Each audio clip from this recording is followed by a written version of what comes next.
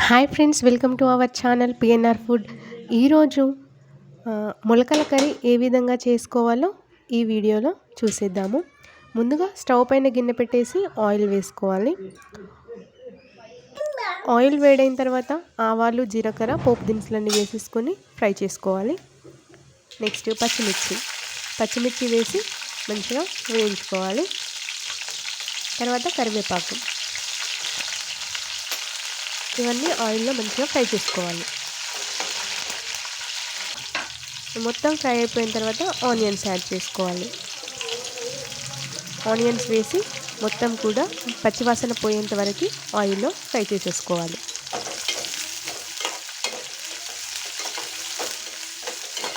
ఈ విధంగా ఆనియన్స్, పచ్చిమిర్చి మొత్తం కూడా ఫ్రై అయిపోయిన తర్వాత అల్లం వెల్లుల్లి పేస్ట్ వేసుకొని పచ్చివాసన పోయేంత వరకు ఫ్రై చేసుకోవాలి.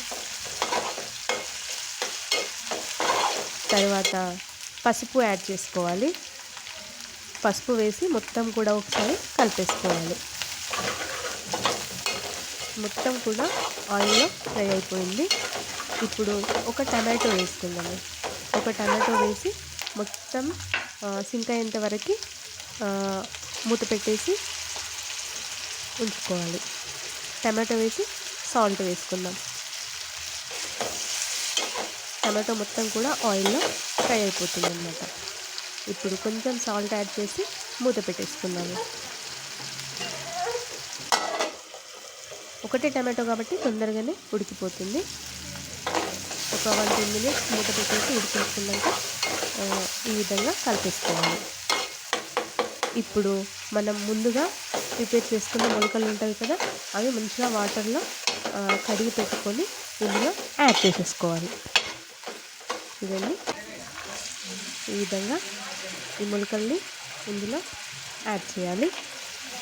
అన్నీ వేసుకున్న తర్వాత ఒకసారి ఆయిల్లో మంచిగా ఫ్రై చేసుకోవాలి. ఆయిల్ మొత్తం కూడా పట్టే విధంగా కలిపేసుకొని ఫ్రై అవ్వనివ్వాలి. చాలా టేస్టీగా ఉంటుందండి కర్రీ. ఈ విధంగా మనం చేసుకున్నట్లయితే ఇది నాన్ వెజ్ లాగా టేస్ట్ వస్తుంది. చాలా అంటే చాలా బాగుంటుంది. మీకు కూడా చాలా బాగా నచ్చుతుంది. ఒకసారి ఈ స్టైల్లో ట్రై చేయండి, చాలా బాగుంటుంది. ఇప్పుడు ఒక 1 మినిట్ మూత పెట్టేసి మంచిగా ఆయిల్లో ఫ్రై చేసుకుందాము. చూడండి, ఆయిల్ అంతా కూడా బయటకు వచ్చేసింది కదా.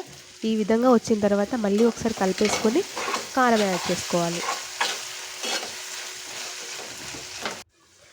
ఒక 2-3 టేబుల్ స్పూన్స్ కారం వేసుకొని మొత్తం కూడా ఒకసారి మంచిగా కలుపుకోవాలి. కారం మొత్తం కూడా ఈ మొత్తానికి పట్టే విధంగా కలిపేసుకోవాలి. కొంచెం వాటర్ యాడ్ చేసుకోవాలి. మొలకలు కదా, కొంచెం ఉడకడానికి వాటర్, కొంచెం సూప్గా ఉంటుంది కాబట్టి బాగుంటుంది.